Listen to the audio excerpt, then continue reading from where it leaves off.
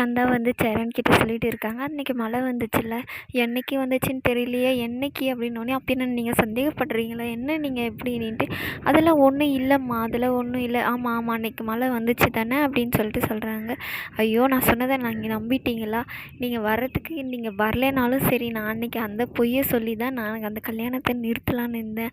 அப்போ இது பொய்யா, என்னை எப்படியெல்லாம் என் தம்பிங்க ஓட்டுனாங்க தெரியுமா அப்படின்னு சொல்லிட்டு சொல்கிறாங்க. எங்கே அவங்க கூட கல்யாணம் பண்ணி வச்சுருவாங்களோ ரொம்ப பயமாக இருந்துச்சு, அதனால தான் இந்த மாதிரி பொய் சொன்னேன் அப்படின்றாங்க.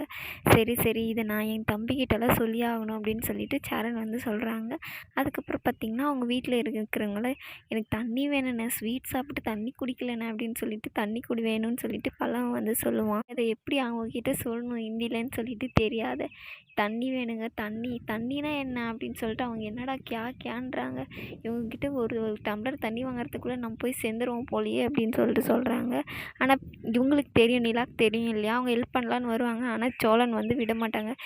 கொஞ்ச நேரம் அவங்க நல்லா காமெடி பண்ணுறாங்க அப்படின்னு சொல்லிட்டு சொல்லுவாங்க. ஆனால் அதுக்கப்புறம் அவங்களே இது பானி வேணுமா அப்படின்னு சொல்லிட்டு சொல்லிடுவாங்க. அதுக்கப்புறம் பாண்டி வாங்கி குடிச்சிருவாரு. ஆனால் தண்ணி வேணும்னு பல்லவன் அதுக்கு என்னென்ன அப்படின்னோடனே, வாடா அண்ணன் கூப்பிடுது வாடா, தண்ணி தானடா அப்புறமா வாங்கி தரோம் வாடா அப்படின்னு சொல்லிட்டு போயிடுறாங்க. அதுக்கப்புறம் அவங்களும் வந்து இது வந்து பொய்யாண்டா அப்படின்னு, என்ன பொய், இவங்க ப்ரெக்னெண்ட்டாகவே இல்லையா, நிலா நீ எதனா தப்பாக ட்ரான்ஸ்லேட் பண்ணிட்டியா என்ன, ஒன்றும் இல்லைங்க அவங்க பொய் சொல்லிட்டாங்களா இந்த கல்யாணம் நிறுத்துறதுக்கு அப்படின்னு சொல்லிட்டு சொல்கிறாங்க. அப்படியா, அப்போவே நான் நினச்சேன் என் அண்ணன் இந்த மாதிரிலாம் பண்ணியிருக்காது அப்படின்னு சொல்லிட்டு சோழன் சொல்லுவான். என்னடா கலாய்க்கிற வரையும் கலாய்ச்சிட்டு என்னை எப்படியெல்லாம் பேசுனீங்க, இப்போ வந்து அப்படியெல்லாம் என் அண்ணன் பண்ணியிருக்காதுன்னு நீங்கள் முன்னாடியே சொல்லியிருக்கணும்டா அப்படின்னு சொல்லிட்டு, நல்ல ஐடியா தான் சந்தா இது கல்யாணத்தை நிறுத்துறதுக்கு அப்படின்னு சொல்லிட்டு சொல்கிறாங்க. என்னடா நீ என்கிட்டயும் இதை தான் சொன்ன அப்படின்னு சொல்லிட்டு பாண்டி வந்து சொல்லுவாங்க. எல்லார்கிட்டையும் என் அண்ணன் இதே டைலாக் தானே விட்டுட்டு இருக்கு அப்படின்னு சொல்லிட்டு சோழனை போட்டு கலாய்ச்சிட்டு இருப்பாங்க. சரி நாங்கள் எல்லாம் கிளம்புறோம் அப்படின்னு சொல்லிட்டு சொல்லுவாங்க. நாங்கள் நிச்சயதார்த்தத்துக்கு என்னென்ன வாங்கணும் ஏற்பாடு பண்ணுறது அப்படின்னு சொல்லிட்டு கேட்குறாங்க. அதுக்கு இருந்துக்கிட்டு மாப்பிள்ளைக்கு மோந்திரம் நாங்கள் வாங்கிடுவோம், பொண்ணுக்கு மோந்திரம் நீங்கள் வாங்கிடுங்க, சேலையை நீங்கள் வாங்குறது தான் நாங்கள் கட்டணும் அப்படின்னு சொல்லிட்டு சொல்கிறாங்க. சரி அப்படின்னு சொல்லிட்டு நாங்கள் கிளம்புறோம் அப்படின்னு சொல்லிட்டு கிளம்புவாங்க.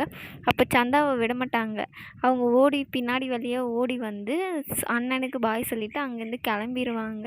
அதுக்கப்புறம் என்னென்ன இந்த ஒரு வாரம் ஒரு நாளாக இருக்கக்கூடாதுன்னு கவிதையெல்லாம் பேசுகிறிய அப்படின்னு சொல்லிட்டு சொல்லுவாங்க. அப்படியெல்லாம் ஒன்றும் இல்லைடா அப்படின்னு சொல்லிட்டு அவங்களும் அங்கேருந்து கிளம்பிடுவாங்க. அதுக்கப்புறம் பார்த்திங்கன்னா ட்ரெயினில் போகும்போது அவங்க எல்லாம் சந்தாக்கிட்டே ஃபோனில் பேசிகிட்டே இருப்பாங்க.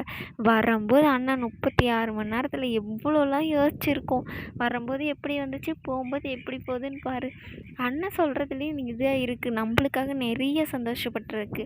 ஆனால் அண்ணன் வாழ்க்கையில் முதல் முறையாக சந்தோஷப்படுறது இதுதான், இவங்க அண்ணன் சந்தோஷப்படுறதே ரொம்ப சந்தோஷமாக இருக்குது அப்படின்னு சொல்லிட்டு சொல்லுவாங்க. சரி சரி கல்யாணம் நடக்கட்டும், அதுக்கப்புறம் நல்லா இருக்கும் அப்படின்னு சொல்லிட்டு எல்லாருமே ஜாலியாக பேசிட்டு போகிறாங்க. அவங்க என்ன சொல்கிறாங்கன்னா, ஒரு ஊமையாக இருக்கிறவங்கள கூட நம்பவே கூடாது, நல்லா என்ன மாதிரி கலகலன்னு ஃப்ராட் பண்ணுறவங்கள கூட நம்பிடலாம், என்னது உன்னைய நம்புறதா அப்படின்னு சொல்லிட்டு சோழனை வந்து எல்லோரும் கலாய்ச்சிட்டு இருப்பாங்க. அதுக்கப்புறம் இதோட